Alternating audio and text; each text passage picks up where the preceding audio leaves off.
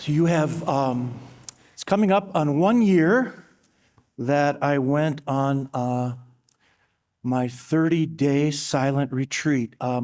They did tell us there that the gifts and the graces will continue to flow long after the retreat ended. And I found that to be true. And one of the, how can I put this? Each day was structured that we had a lot of scripture that we would pray with and meet with our director, but we were also given different exercises or meditations. I've spoken about them perhaps more at daily mass, perhaps than I have on a Sunday. And one of the exercises I believe I spoke about was on the concept of hell, to be able to pray with what that might be in my mind or in my life. But there's one exercise that we were given to pray with that I want to repeat or bring back to you today, because I think it is so apropos to the reading, to the gospel. And the exercise had a name. It was called the Call of the King. It was presented to all of us on the 30-day, and we, again, were encouraged to pray with it. And it was presented to us actually as to how this would go in a homily by a priest during the Mass, and then we were to go and spend time with this particular concept. So imagine, if you will, and I'm going to take you down this road that they took us down, that your name is Joe or Sue Jones, perhaps, and you've come to the Twin Cities to get a job. Perhaps it's with 3M, or perhaps it's with Ecolab, or wherever it might be. And you, not being new to the neighborhood or new to the city, you don't know where to live, and you find yourself a beautiful apartment, and you live on the first floor of this apartment, and you think this is the greatest place you've ever been. And it is, right? And you're there, and you're working, and you're enjoying life. And one night at about 2:30, 3 o'clock in the morning, you're awakened to a fire alarm, of all things.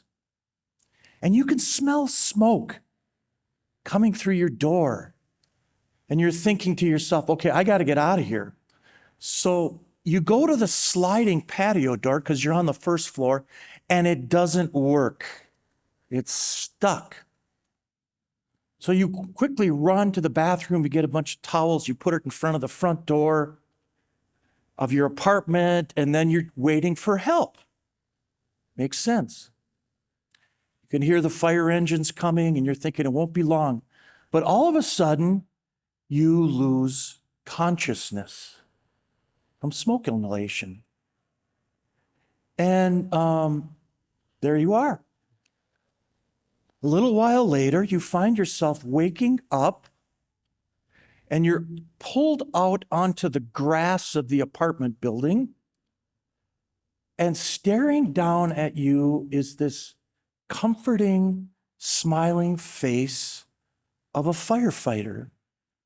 And he has his oxygen mask off and his glass face shield lifted up. And he says, "Are you okay? Are you all right? Can you see? Can you breathe?" And you're looking at this faith in such gratitude. Am I alive? And he assures you, yes, you saved my life. And you just can't believe it. And then he says, well, now I'm going to go, and I'm going to come back and check on you. And so he leaves. And you're feeling better, and you're breathing in some air, and wow, this is so much better. And he comes back, and he sees that you're better. And then the firefighter says to him, "Do you feel up to it to come with me? There are others who are trapped inside. I have plenty of equipment to give you. And if you feel strong enough, I want to give you this equipment, and you and I will go back into that building to save more. The call of the King. I saved you. Now I want you to go out and save others, to be a co-redeemer with me. It's a beautiful story, and it truly is easy to get thinking about what is meant by this. So when we hear in today's gospel, he summoned the 12 disciples and gave them authority over unclean spirits to drive them out and to cure every disease and every illness. It is the call of the King. Some things that we were left to ponder, however, with this particular story and this particular call of the King, which is very much part of Ignatian spirituality, was simply to pray for the grace, first of all, to hear the King's call when the call comes. So think about yourselves. Think about the Lord has saved you, and now he wants you to go with him to save others. First of all, are you listening for when the call comes? And then the other thing that they wanted us to ponder is, what is our reaction to when we hear the call? Are we moved to respond to the call because of simple common sense? We already know the outcome will be good, so I'm going to join the winning team. Just makes sense. I'm going to follow him because, hey, the odds are that I'm going to be just fine. I want to be with him. Or are we moved to answer the call because we are moved by the person of the King more than his cause? Are we moved to respond to the call by love more than reason, more than judgment?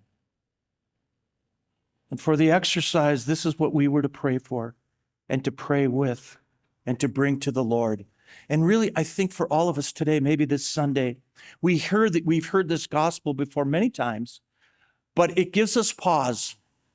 Am I being called by you to go out and help save others? Why am I doing it?